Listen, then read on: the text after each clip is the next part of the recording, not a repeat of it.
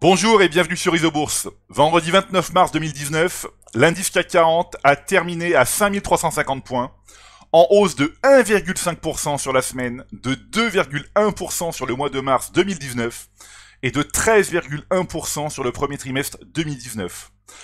Alors la bourse de Paris a fortement rebondi au premier trimestre 2019 après le vent de panique qui a soufflé sur les marchés financiers au quatrième trimestre 2018.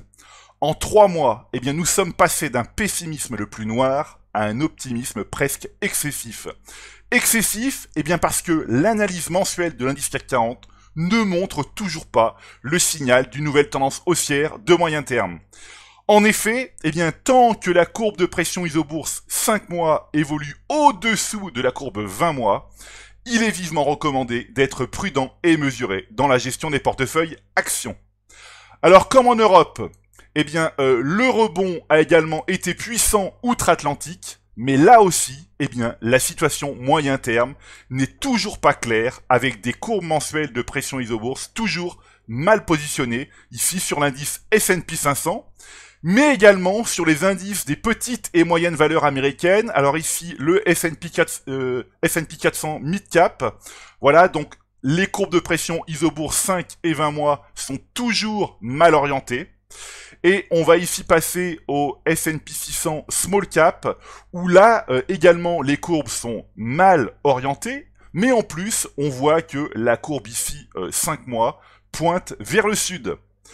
Alors, maintenant, concernant la parité euro-dollar, la baisse de l'euro contre le dollar pourrait se poursuivre à moyen terme, avec des courbes mensuelles de pression Isobourse toujours négatives depuis le niveau des 1,17 dans l'été 2018.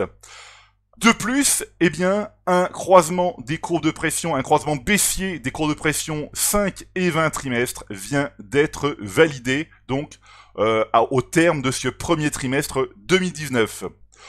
Enfin, concernant les actions françaises et notamment les valeurs de l'indice SBF 120, la prudence domine toujours à moyen terme, avec ici un rouge qui reste très élevé.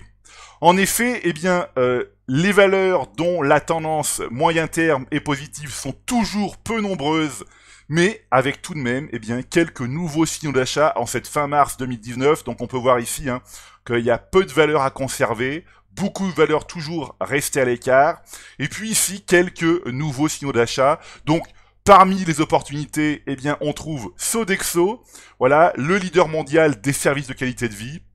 Alors Sodexo, le modèle Isobourse vient donc de repasser positif à moyen terme sur le titre, après un retrait de près de 2 ans. Voilà, c'est maintenant à vous de faire le point de vos valeurs en portefeuille avec Isobourse. Je vous donne rendez-vous pour ma prochaine chronique et d'ici là, restez avec nous sur Isobourse.